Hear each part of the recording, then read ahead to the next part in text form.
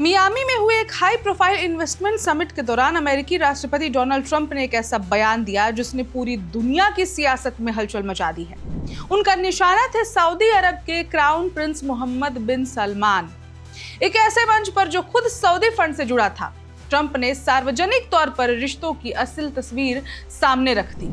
ये सिर्फ एक बयान नहीं बल्कि अमेरिका सऊदी रिश्तों, ताकत और निर्भरता का खुला संकेत है, खास तौर पर तब जब मिडिल ईस्ट में तनाव अपने चरम पर है। जो कहा वो जानकर आपको यकीन नहीं होगा, क्योंकि जो सऊदी प्रिंस ट्रंप के साथ मिलकर ईरान के खिलाफ जंग में बिगुल बजाए हुए हैं, बार बार वो अमेरिका का साथ दे रहे हैं। इसकी वजह से ईरान लगातार सऊदी पर अटैक कर रहा है और उस सऊदी के लिए ट्रंप ने जो कहा उसने विश्व को चौंका दिया है।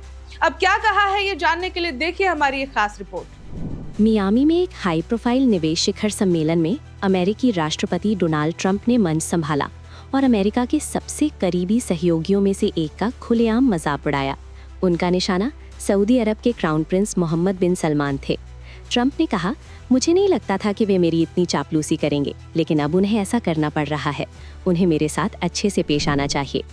सऊदी समर्थित वैश्विक निवेश मंच पर सहजता से बोली गई इस बात ने अब एक बड़ी राजनयिक उथल-पुथल मचा दी है। ये क्यों महत्वपूर्ण है, इसे समझने के लिए हमें व्यापक संदर्भ में देखना होगा। ये कोई साधारण कार्यक्रम नहीं था। ये सऊदी अरब के शक्तिशाली संप्रभु धन कोष सॉवरेन वेल्थ फंड द्वारा समर्थित फ्यूचर इन्वेस्टमेंट इनिशिएटिव शिखर सम्मेलन था और लगातार दूसरे साल ट्रंप इसके मुख्य वक्ता थे। तो इसकी कल्पना करें, सऊदी द्वारा वित्त पोषित मंच दुनिया भर के निवेशक देख रहे हैं और अमेरिकी राष्ट्रपति सार्वजनिक रूप से सऊदी नेतृत्व को दूसरों पर निर्भर के रूप में चित्रित कर रहे हैं। ये सिर्फ बेबाक बातचीत नहीं है, बल्कि एक संदेश है। अब इसका गहरा संदर्भ समझिए। 80 से अधिक वर्षों से अमेरिका और सऊदी अरब के बीच एक सरल समझौता रहा है। अमेरिका सुरक्षा प्रदान करता है और सऊदी अरब तेल, स्थिरता और रणनीतिक संरेखण प्रदान करता है। ये रिश्ता 1945 में स्वेज नहर में एक युद्धपोत पर फ्रैंकलिन डी रूजवेल्ट और किंग अब्दुल अजीज के बीच हुई एक ऐतिहासिक बैठक से शुरू हुआ था।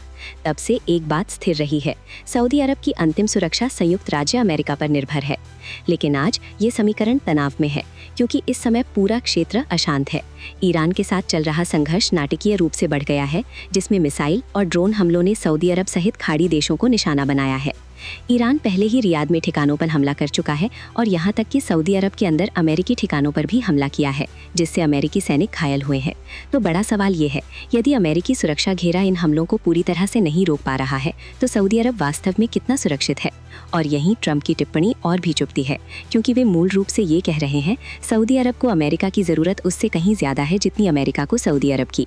ये एक ऐसी वास्तविकता है जिसे आमतौर पर कूटनीति के माध्यम से चुपचाप संभाला जाता है, लेकिन ट्रंप ने इसे सबसे बेबाक तरीके से सबके सामने कह दिया। मोहम्मद बिन सलमान के लिए ये केवल असहजता की बात नहीं है, बल्कि ये व्यक्तिगत है।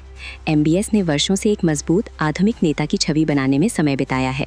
विजन 2030, मेगा प्रोजेक्ट्स, वैश्विक प्रभाव। लेकिन ये क्षण उस पूरी कहानी को उलट देता है। एक आत्मविश्वासी क्षेत्रीय शक्ति के बजाय उन्हें ऐसे व्यक्ति के रूप में चित्रित किया जा रहा है जिसे दूसरों की बात माननी पड़ती है। और मध्य पूर्वी राजनीतिक संस्कृति में ये बहुत मायने रखता है। सार्वजनिक छवि, सम्मान और शक्ति का बोध, ये छोटी चीजें नहीं हैं, ये चीजें ही सत्ता को स्वरूप देती हैं। यहाँ एक रणनीतिक दुविधा भी है। यदि सऊदी अरब अमेरिका और इजराइल के साथ अधिक घनिष्ठ संबंध बनाता है तो उसे ईरान से कड़े जवाबी हमले का खतरा है, लेकिन अगर वह पीछे हटता है तो उसे एक ऐसे क्षेत्र में असुरक्षित होने का खतरा है जो और भी अस्थिर होता जा रहा है। इसलिए ट्रंप ने जो किया वह एक शांत निर्भरता को पूरी दुनिया के सामने उजागर करना था।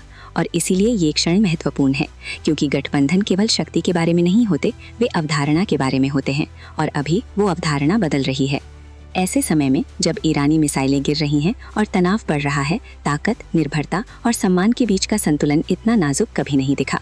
और इस क्लिप को शायद उस क्षण के रूप में याद किया जाएगा जब वास्तविकता को खुलकर सबके सामने रखा गया था। Subscribe to One India and never miss an update. Download the One India app now.